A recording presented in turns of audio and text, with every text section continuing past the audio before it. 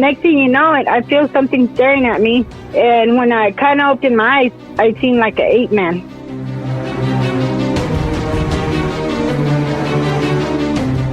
He's really, really tall. I would say close to 9 feet.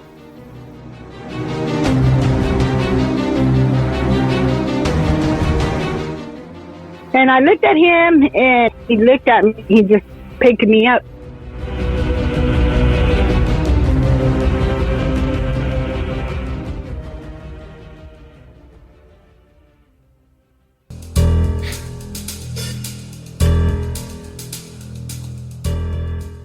This is the Cryptid Creatures Podcast. I am Brian, and with me as always is my co-host Todd. What's going on, buddy? Hey, man. We got some good stuff going on today with our encounter. I'm really excited about bringing Lucy on. Yeah, me too. This sounds like a really good one. It is a good one. I don't want to ruin it for everybody, but the title will kind of give it away, obviously. We have some physical interaction with a Bigfoot here, so... Yeah, I'm excited to hear this one. Me too. And she's got some other stuff to talk about, so yep. I do not want to waste any more time. I don't want to waste the listeners' time. Let's get her on. Let's get her. All right, here we go. Hey, Lucy, how you doing? Hi, guys. How are you? Great. Glad to have you here. Thank you. I'm glad to be here. Yeah, we appreciate it. Thanks for coming on. That's right. You're welcome. You've had several encounters, but the main encounter you've had was when you were a little girl, and you were, what, 6 or 7 years old, you said, when that happened? Yes, sir. And you're from, was in New Mexico, right? Yes, sir. Here in New Mexico. Okay, I gotcha. Well, why don't you talk about what was going on back in those days and, what happened with your encounter? Okay. Well, I was about 6 or 7. We lived in New Mexico, and by the way, my name's Lucy Munguia, and so I'm about 50 years old now, and I was born and raised in New Mexico. So right now I live in Hobbs, New Mexico, which is about 30 miles out of Lovington, New Mexico, where I was born and raised. And so we'll get to the day of my incident. A few days before, there was a school named Jefferson School, and we lived right across in the corner of it.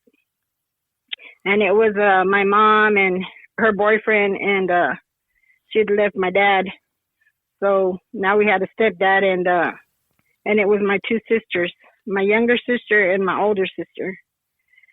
So we, of course, we were not high class, so we were in the lower class. So we often would go to there was a little meat market right behind my house, and a lot of people who would go there to buy their groceries would drop change.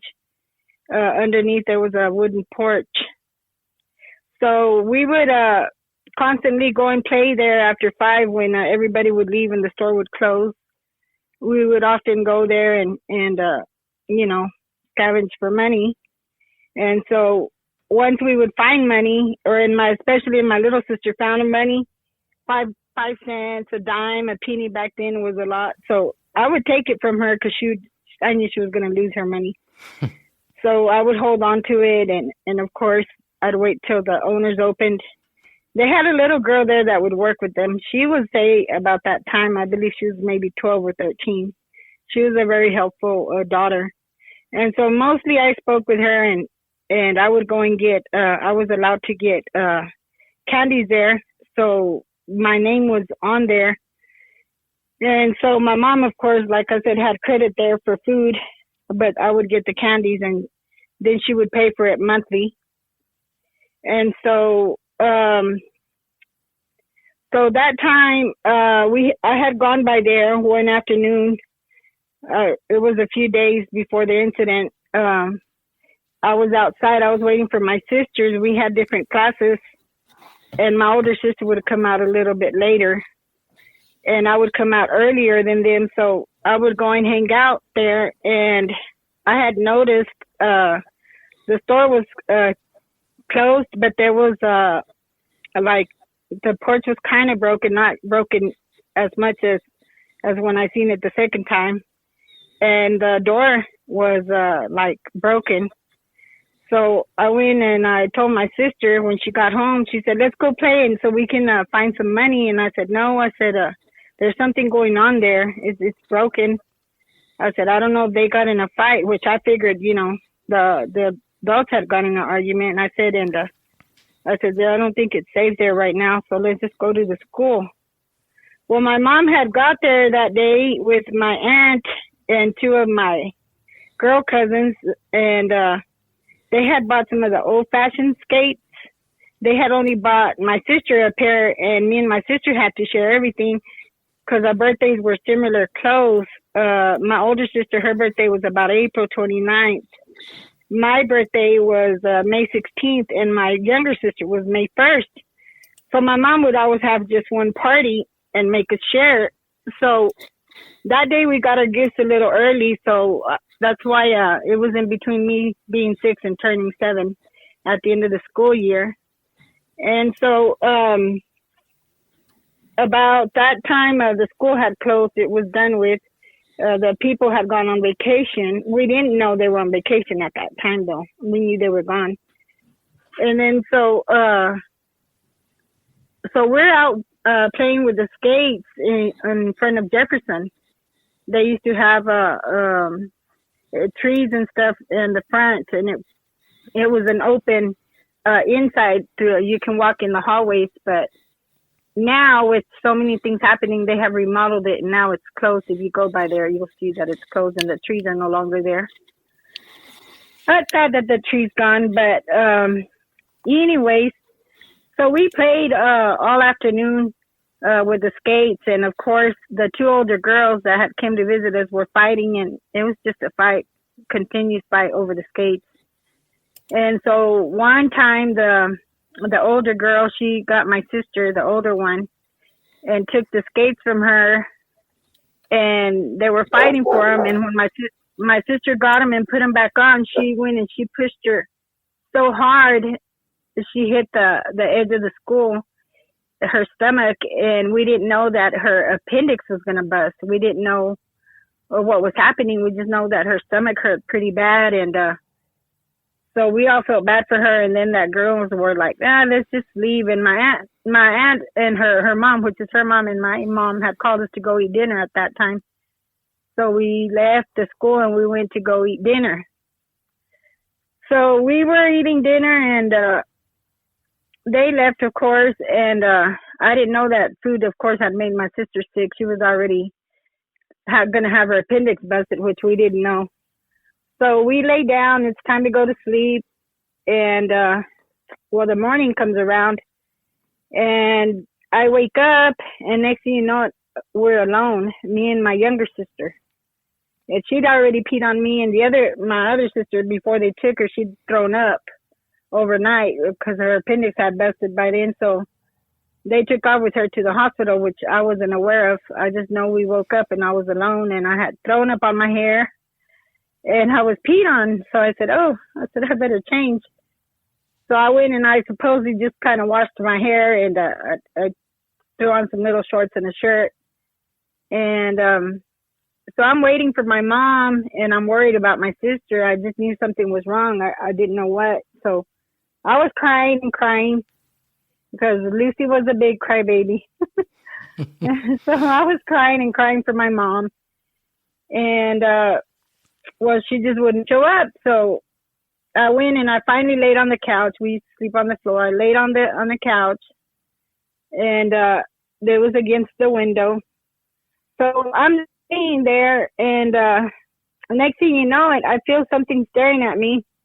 And when I kind of opened my eyes, I seen like an ape man, and he was in the window looking at me. And I got scared. I closed my eyes again, and I was like, I thought it was just I was seeing things or something. And next thing you know, he's in the window, and I'm like, oh man, there's an ape-looking creature in the window.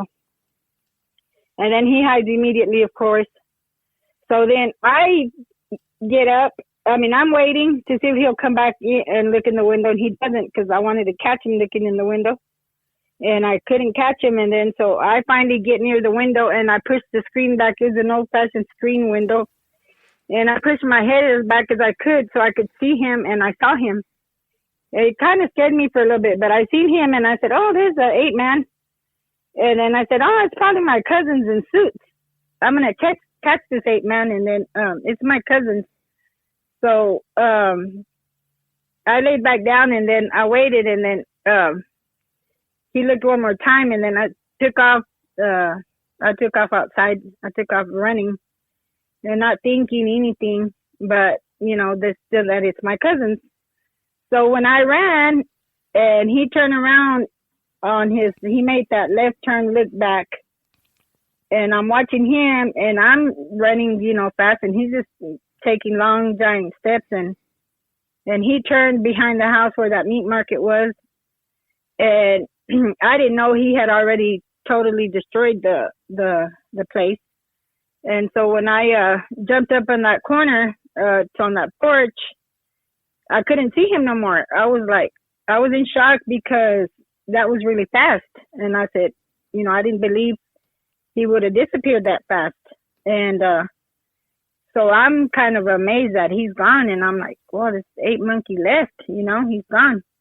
I didn't catch him. And then I said, oh, what's probably my cousin. So anyways, I'm looking around, and I couldn't see nothing. And then next thing you know, it's up to the right side of my arm, of course. I looked to the right, and he's hiding behind a tree.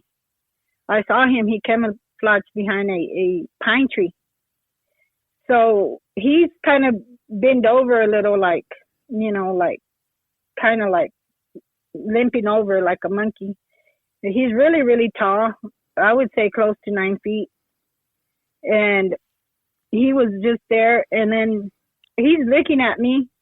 When he realizes that I saw him, he's looking at me. I'm looking at him, and I'm like, oh gosh, I'm going to catch him still. My cousins. And when I took that step down to go catch him, I stepped on a wooden sticker. It was my left foot. And I was like, oh God, it hurt. So I was like, I sat down and I was trying to pull the sticker, but this time I said, well, maybe it's not my cousin. Maybe I'm not going to run after him. Things were running through my mind, and, I'm thinking about my mom and my sister, and I'm like, oh, I'm probably just going to run inside. I just didn't know what to do after I had the sticker. I knew I couldn't run. So I'm trying to take it off, and it's bleeding. It was like them old-fashioned stickers. It was a big kind. So I'm over here trying to take it off, and then finally I pull it off, and I'm thinking what I'm going to do, either chase him or go inside. And when I do that, when I yank it, I see a fat finger in my face. A big hand, a big old fat dark hand. And I look up, and it's Bigfoot. And Bigfoot is right there watching me, and I'm looking at him, and I freeze. Then I got scared that moment. And I looked at him, and I kind of gave him like a grin, and he looked at me. He just picked me up. And he picked me up. So my head was on his right hand. So my feet were on his left hand. So when he's carrying me, and I'm just looking at him, and I feel pretty high in the sky because, he's tall, and he's carrying me like nothing. And so he's got different colors of brown. He was like a reddish brown, but he had lots of shades of brown because when he was in the pine tree, he looked dark, but still his face areas are more lighter. So he looked light and then darker. So then I saw him clearly because the sun is shining, and I could see him straight. I could see his face. I could see details of him, everything. I yanked his fur. He had long fur, and I yanked his fur, and he gave me a mean look. The third time I yanked him, he gave me a mean look. He did not like it at all. And so I just stopped pulling his fur, and then he had honey-colored eyes. His nose was like a light color. He had ridges on his nose. He had a big nose, but it was kind of human, but it was more ape. but it did have some human characteristics. I can't say it, but his face was part human, but he looked more ape than human, and he had I can't explain it. I'd have to show you, but he had like fur coming right from under his eye. It just stringy fur all the way down to his face, and then he had the long, of course, beard and the long mustache. But everything on his face was long. He had no short hair, and then but his arms and everything, his fur was pretty long. I don't know how many inches, 5, 6. I don't know. He had long fur all the way across his bottom and everything, his legs. And his stomach, in some areas, he was had lighter fur. So it kind of told me the way his body was built. It was a man. I don't think it was a lady. And then, but his paws, his legs, his fingers were dark. They were darker than his face. And his feet, when he was running back to the house, when I first saw him, his feet looked padded like a bear or like a dog. He had a thick brown padding. He didn't have like human skin or nothing like that. He had a brown padding.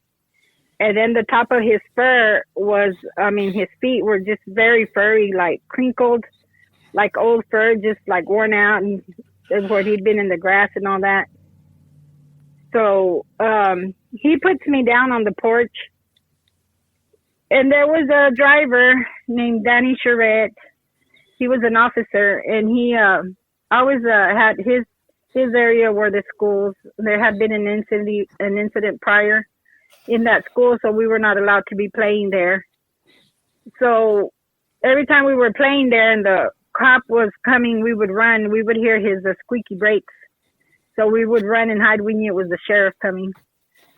So my mom always worked, so we did have a lot of alone time to be out there. And so Bigfoot, when he put me on the porch and he was going to walk away, I saw his face and he looked very worried. And I've only seen that face on my grandma. She would always be worried about us. And he looked worried, and he didn't, like, he would make a turn left and then he'd put his foot right, and he didn't know which way to go. And I saw him real nervous, and I'm like, I was still watching him for a minute. And then next thing you know it, I heard the squeaks. So he had heard the squeaks before I did. So he had heard them further. And when I heard the squeaks, I ran inside. I said, ooh, that cop is going to catch Bigfoot. So I was worried that the cop was going to catch him. And he ran, and I saw him run towards the school, though I didn't never see him hide. I believe he hid in that pine tree that was in the front of the yards of the school. And I believe that he did hide there because there was nowhere else he could have made it. So the cop was passing by. I looked out the window. I locked everything. And I kept looking for Bigfoot, but I couldn't see him anymore. And I never did see him again. And so what happened was my mom comes in later on. I don't know, I would say an hour or two later. And so I told her what was happening. Mom, there was an 8-man. He carried me, and I was telling her what happened. And she ignored me because, of course, she was worried about my sister having the appendix, and was talking to my aunt that was there with my cousins the day before and telling them, well, we're going to have to leave him with my mom and this and that for about 2-3 weeks. And I could just hear them off and on. And they told us to get in the car, and they went and dumped us off at my grandma's. And so one time I took off, days later, I took off on a bike, and I took off over there with towards the area to see what was going on towards my house. And I was worried because the neighbors had came back, and the owners, and they had called the sheriff. Well, the sheriffs had went in there, and I still asked for credit. I remember I walked in there and I still asked for credit. And I know one officer had barely been giving a statement and walked out, and there was just a girl and her mom, and they were cleaning up the mess and everything. And then I saw our names, my mom and my name on their credit report. And I said, hey, could I have some credit? And I said, and plus I have a little change here. And she's like, no. The young girl said, no, you guys stole all the meat. Y'all came and vandalized our place and you stole all the meat. And I said, no, we didn't. She goes, yeah, y'all had an incident. She goes, and your mom couldn't pay it because your sister's in the hospital, and now you can't pay us. So that's why, and she can't even pay her rent. She can't pay nothing because she's without work because she's been at the hospital. So no, y'all can't have no more credit. And then the mom said, I know we blaming them. She goes, but you didn't have to say it out loud. She's just a little girl. And then the mom said, but yeah, since you already told her, it was y'all that stole the meat. I said, no, man, we didn't steal the meat. She goes, well, your cousins, because she knew our cousins, they were chunky and they ate a lot. So she said, well, it must have been the twins. And I said, no, it wasn't them either, man. Nobody's been here. And then she goes, well, I don't know. Well, somebody came and vandalized the store. Now we got to shut down. They stole so much meat, we can never replace it. So she called the insurance and she called the sheriffs, and then the inspectors came. They shut her down. They told her it was already an old store and it had to get shut down. She did claim her insurance though, and they did open a new store with just Bob's. Now that I found out recently that they were the same owners, and I had never known what had happened to the owners. I found out it's them. It's what I've been told. And so, anyways, so they had to shut down that store. They break it down. There's a newspaper clipping that they showed one of those old-fashioned balls where the report is made and that they're breaking down the store. Though I didn't read it, I just seen the picture. I don't know what it says. I'm sure they were just saying that it was vandalized and broken down. I think one of the sheriffs told them, don't put these people in the paper because they're too humble and they would have never stole it. Right. We don't know. It could have been some other, it looks like a work of a man. So the thing is, my grandma, when I was back at home, my grandma reads the papers and there was a sighting in Roswell 3 weeks after I seen Bigfoot, that they had seen him also near the Lincoln National Forest. So then I always thought to myself that that's where my Bigfoot had ran to, the forest. So there's my story. I don't know what else happened with him. Wow. Yeah. Wow is all That's we can a lot. say. Yeah. Yeah. That's a lot to take in, and that's an awesome story, Lucy. I don't know where to start. Brian, you have anything before I get rolling my tongue? Yeah. How far from Roswell are you, or were you at the time? We're probably an hour and a half. Yeah, so it's possible you could have gotten there. Yeah. Mm-hmm. Wow. Oh yeah, and you said the Lincoln National Forest too, right? So that's yes, sir. That's yes, right around there. We are very close to the forest. But you're in Hobbs. And we're also very close to Carlsbad Caverns. Is a little bit going towards El Paso, Texas. We're an hour and a half away from the caverns. Okay. Yep. That's right. We talked about the caverns the other day. Nice. That explains a lot. Mm-hmm. See, Brian picks up on that real quick too, like I do. There's a rattlesnake farm. I don't know if you've seen on the map. They have a big S cave going into the cave. There's a giant S. If you look in the map, it's called Rattlesnake Farm, and it's a big. They've did pictures of it, like the history, I think, on the air, and it goes into the caverns, so they don't know what's actually in there. They know it is loaded with rattlesnakes for sure. Wow. Let's back up a minute. Mm-hmm. Let's back up a minute. Right. Who had the appendix problem? Was that, you said, your sister? My older sister. Okay, and was she okay with that? Did she come out of that okay? I'm just curious. She got very sick. She was very sick for a long time, and it was a very aggressive surgery because back in the day they did the old-fashioned cut up and all that. Now they just do laser, but at that time she did have it really bad. So she was very, very sick. So you mentioned you were sleeping, but you guys had woke up. It was morning time when this started taking place, and you saw the Bigfoot looking in the window. Was that right? About 7, 8 in the morning. Okay, and you thought it was your cousins messing around in a gorilla suit or a monkey suit, obviously, and that's why you chased it. You ran after this thing.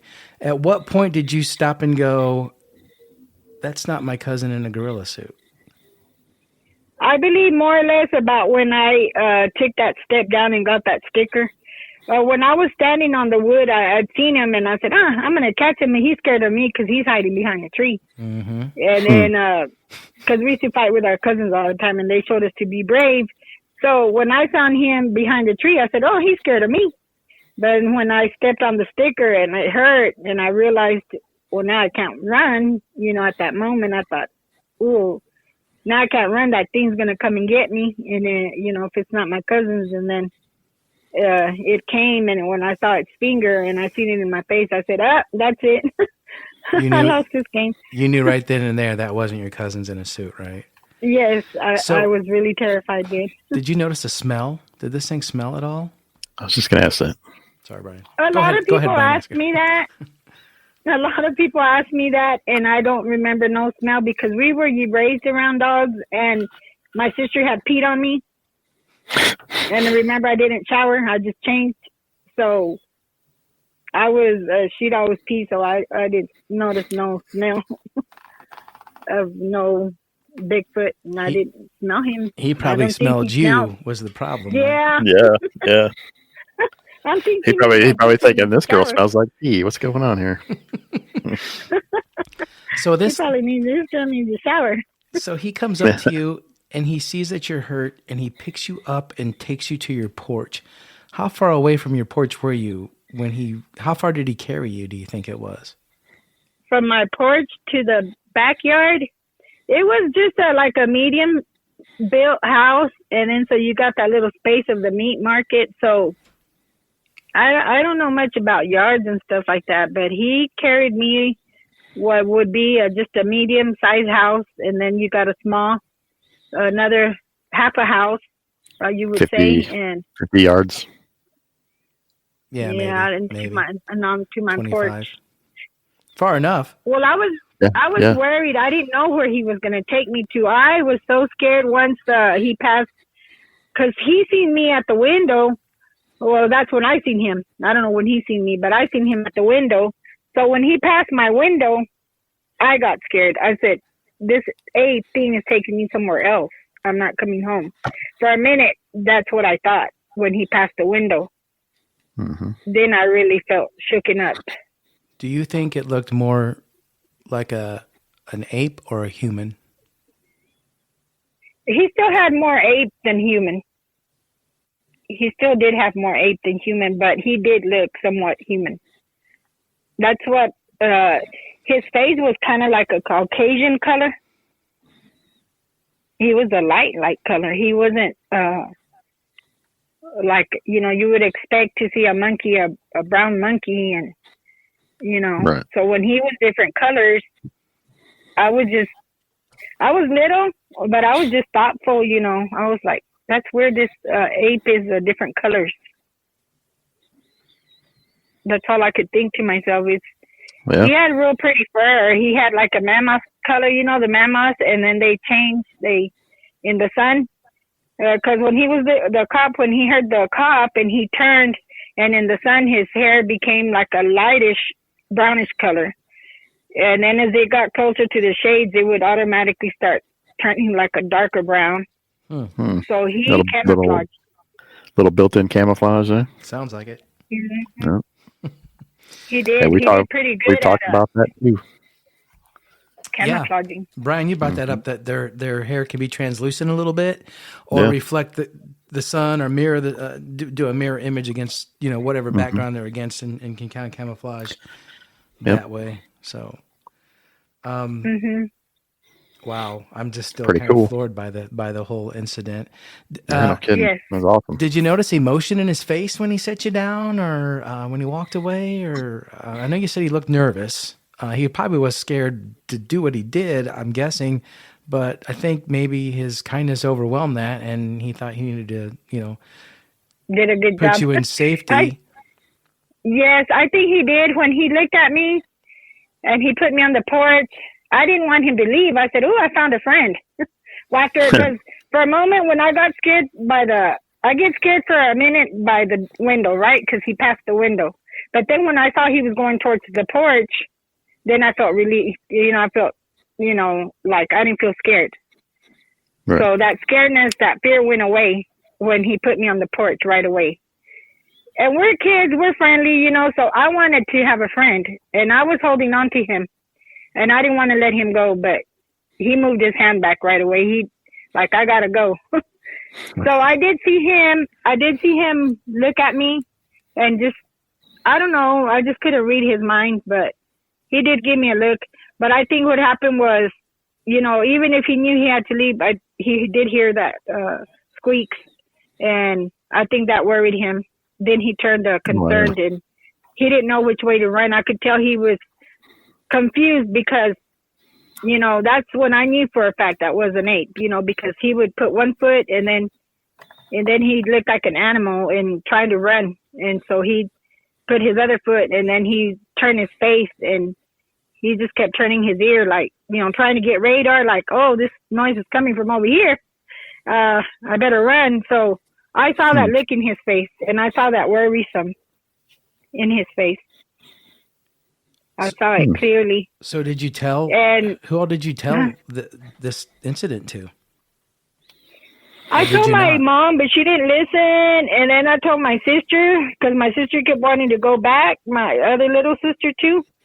And when my sister came out of the hospital, of course, she didn't know what was happening. And I told her, "Hey, Precy, I saw the ape man." And she's like, "Really?" And I said, "Yeah." And she's like, "Where at?" And I told her what was happening. And she's like, "Oh, can we find him?" And I said, "No, he hasn't came back. He's gone."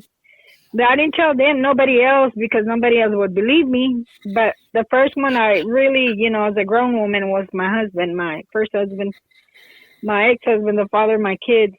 I told him.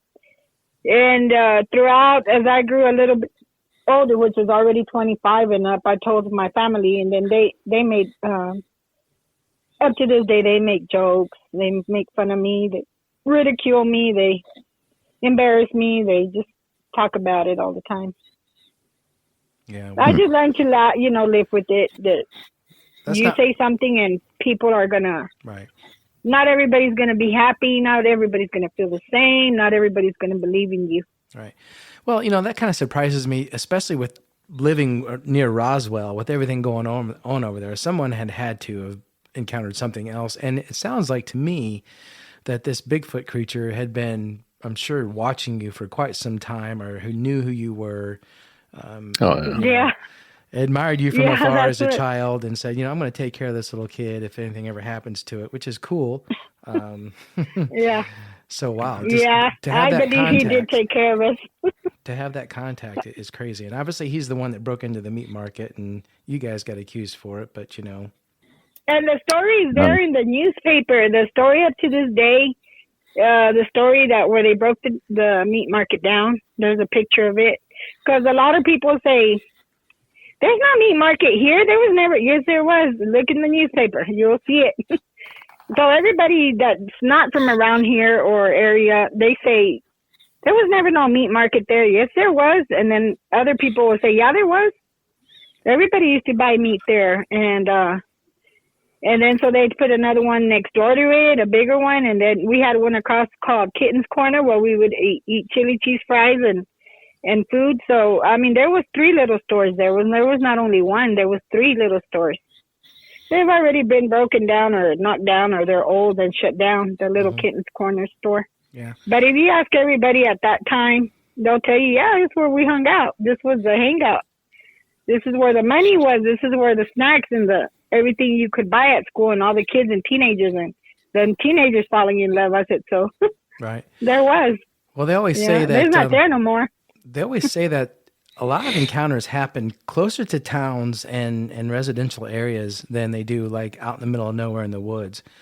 And I think that's due to the fact because, you know, if there are woods close by, a place to get to or a cavern, so to speak, they're going to come looking for food because they know where it's at. They can smell it, what have you. So that's probably now there's so much made up food that it's easier for them to come shop in town and then just go sleep out of town in the woods. And I believe that because my second incident. What happened there? Was I seen a juvenile Sasquatch.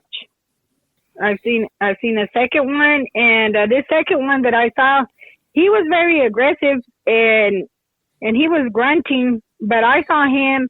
I used to work right there outside of the outskirts of Hobbs, going towards Seminole in a town and country store. It was called Stripes. And so I worked there at the graveyard shift. And, of course, we had all the drunkies come in at about 11:45. We had issues because they'd start banging down the doors trying to get in. And we had really scary issues all the time. And we had to shut down, and we couldn't sell no more beer. And it was bad at that time. There was a lot of money in the oil field, and there was money, being made. So they would come in here trying to buy beer. And so I had to get all the broken beer bottles, and I had to do clean at night. It was my shift to throw the big trashes. So this other girl would gather them, and I'd have to go and gather everything inside and go throw it outside. So one day I went outside. I don't remember what time this was. I know it was in about 2009. And I went outside and I got the trash, and I opened the trash can to throw the two trashes in there. When I threw the first one and I was going to throw the second one, this juvenile Sasquatch just popped out from underneath the trash. And you're not going to believe this. I know you're going to probably laugh at me, and you're going to say this is no way. I know this. I'm even embarrassed to say it. No, go ahead. No, go ahead. Okay. He had a bicycle. And he had some old clothes, and he popped out of the trash, and he grunted really, really scary. He was grunting like, I wish I've heard a recording, but I don't know how to do it. But he was just grunting. And he had long hair, long fur. It was black. He was a little black one. And put his teeth. He kept going like showing me his teeth. And I got scared, and I said, oh, shit. And I threw the trash in there, and I was looking at him, and my heart felt horrible. I felt horrible. I don't know why. I felt terrified. This thing was like hissing at me, showing me his teeth, and he was grunting and telling me, back off. And there was another bike on the floor, and I ran. I took off. I ran inside, and I told Gladys, she was an African girl, Gladys, there's a ape in the trash can. There's a monkey in there. I said, and he's aggressive. I said, and he's kind of throwing his hand at me. I said, he's showing his teeth. I said, he looks very scary. I said, and he's got hair from head to toe. I said, I don't think it's a man. And then she goes, no, it's a man. The bums come over here. They get all the food. They take it. It's a man. I said, no, it's not a man. I know when I see a man. We see 100 men a day. I already know. And she kept saying no. I was terrified. I locked the doors and everything. I didn't want to go outside, and I never wanted to throw the trash again. But I saw a juvenile Sasquatch. Did you say he had clothes? Is that what you said? Mm-hmm. He had crooked clothes on, but he put on some clothes, and he had a shirt, and his hands were very furry. His hands were like a monkey. He looked more monkey-like. I know he was a Sasquatch, but because I don't think there'd be just a wild monkey running around. Wow. And from anywhere, that he was about 3.5 feet tall. You said he had a bicycle? Mm-hmm. There was a bike there. It couldn't have been some kind of monkey escaped from a circus or anything like that? No. It was the Sasquatch. Okay. That's weird. But we have talked to a guy before. And he was very mean. We have talked to a guy before who's had an encounter with a wild man. He wouldn't say it was a Bigfoot, but it was clothed. Brian, you remember that one? Yep, I remember that. Frank. Yep. Mm-hmm. So yeah, that's crazy. Do you think that was a Sasquatch? I believe it was. I saw his face. His eyes were black, pitch black. His fur was black. He was a smaller one, but he had long fur, and he hissed, and he was grunting like a big ape, like a gorilla. He was grunting. You would know more than anyone. Right? Yeah, you've seen it up close. You've seen you were up close and personal with one. If you say it was, I believe you. I truly believe it was. Maybe these things are Maybe these things are trying to humanize themselves somehow. Maybe they see people walking around with clothes on. They steal clothes. They try them on. I don't know. It's hard to say. They steal them. Especially the younger people ones. Still hang out like the old-fashioned. Sure. There's some old-fashioned people still here. And I don't know if they took them from the lines, but... Yeah. Probably. That story is one that gets me, because I remember my heart hurt for a minute because he scared me, and I don't forget how he grunted, and it shocks me, you know, when I remember how I felt when I saw that one, you know. Up to this day, when I think about it, sometimes I'm sitting here by myself and I think about it, and sometimes I think about, you know, how I wasn't smart enough to go back and take somebody else who would listen to me and look at it, or if it still would have been there, or if I could have done things differently, or when Bigfoot carried me, I don't know if things would have happened differently, or I could have done something differently. You know, it's hard when you're your own witness, you know, and everybody thinks, oh, she's crazy. Oh, she couldn't have seen two. She probably could have seen one, but not two. Mm-hmm. But then I seen three. So then nobody's going to say, oh, no, Lucy don't know what she's seen. She's just out there working too many late hours. Yeah. But I have seen them. Real quick, give us the third one, and we can talk about some theories here. Okay. The third one, I was coming in from Andrews, Texas. I was coming from Odessa to Andrews, Texas. Actually, I was passing by to get to Hobbs. And this one, he was just a regular, you know, show like every other encounter. I seen something big and brownish, black, bulky. And I was coming off the highway, and then next thing you know it, there was just a big bulky thing, and you have to pass, of course, the two highways that way, the two back in the middle. Well, this thing just was running, and he ran right in front of me. I had a black Ford, and he ran. There was the sign, the 65 mile an hour sign. Well, he was taller than that. This one was big and built, and he looked like the same color of the Sasquatch that I saw in the trash can, the juvenile. He was black. This one, of course, was just black all over. And he had black fur, and his fur would pounce as he was bouncing, you know, running across the road. Mm-hmm. You know, he looked, you know, like the brown Sasquatch, but black one. But there he goes in front of me, and I didn't hit him. I almost didn't hit him because he's the one that got in front of me. But, you know, I passed really close to him, and he jumped like that too. He just kept running. But he turned around, and I just heard him grunt one time, like a heavy grunt, and he turned his face and looked, because trying to tell me, hey, you know, when I'm passing through, move, you know, kind of that look, like I'm passing through, move. So he just like grunted very strongly, and he just kept going into the field. There was a lot of mesquite and all that, of course, but he ran through that sucker. He didn't have no clothes. Didn't have no boots. I know this was a big Sasquatch, but he looked like a younger one than that one that picked me up. He looked younger, but buffed and heavy, and he ran and ran.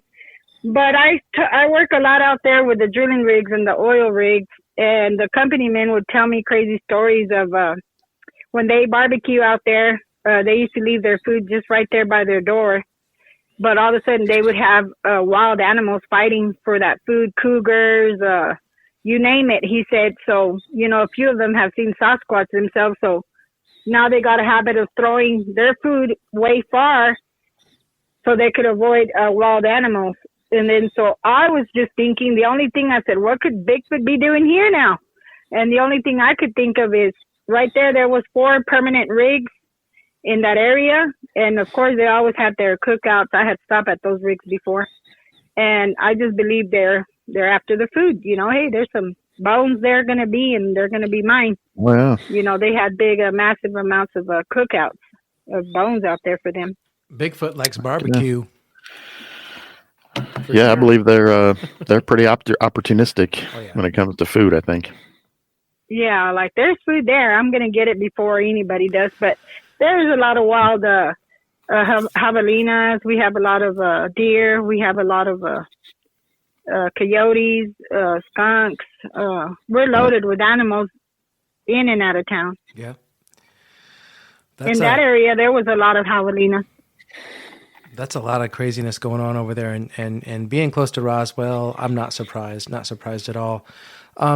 With your background and your heritage, Lucy, what's your thoughts about Bigfoot? I mean, do you think this thing's a spiritual creature? Do you think he's just a flesh and blood animal that's been around for forever, or do you think he's the missing link? What's your opinion? Well, I believe that when God made animals, he made all kinds of animals, and I believe this animal is just an animal himself, and I believe he's flesh and blood, and I believe he's not linked to us. I don't believe that's a possibility. I believe that God probably has a human wanted us to work our brains out and try to have these scientists be getting paid for something. You know, the world has to be different. It can't be the same. And people are working their minds out on where is he? Can we catch him? And God's like, no, you can't. So the thing is, if anybody has them, the government would probably have one or two hiding there. Sure. Do they relate to UFOs? I don't know. I believe they might, just like we are, see them often. I think that it's just all one circle, a big family, a big life, a big creatures of all kinds, and they just wonder like we do. Even the human wanders around. You know, you'll find a person trying to get on Everest for what reason, we don't know. He's up there trying to, might freeze his brains out and everything, but he's up there. Right. So I just think they're just a part of us, and they're human. I mean, they're not humans. They're the in the animal kingdom, and we're in the human kingdom. Mm-hmm. So I don't believe there's a link. Do you think they'll ever be recognized by science or the government? As you do?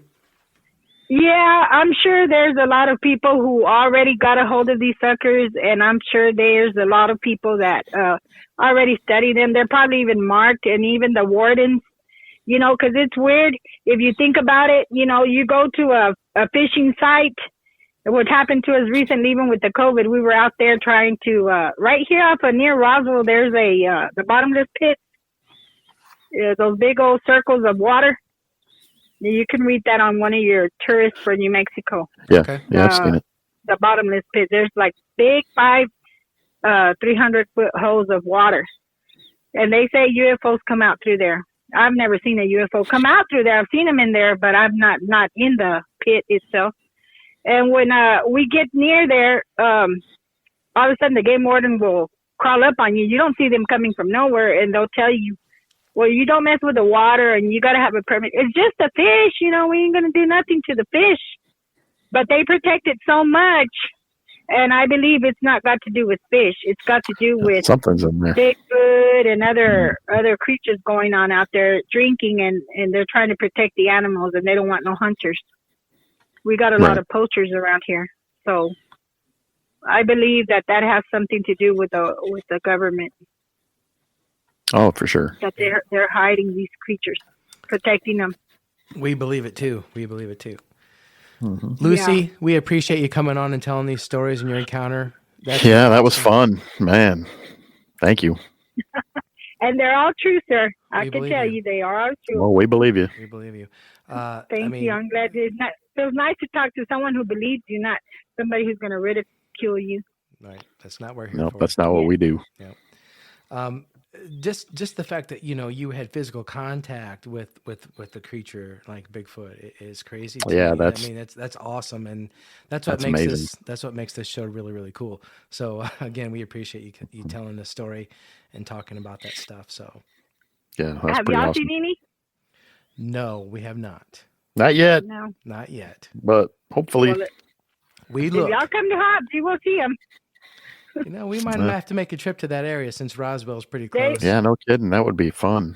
Yeah, we need to put that on our bucket list.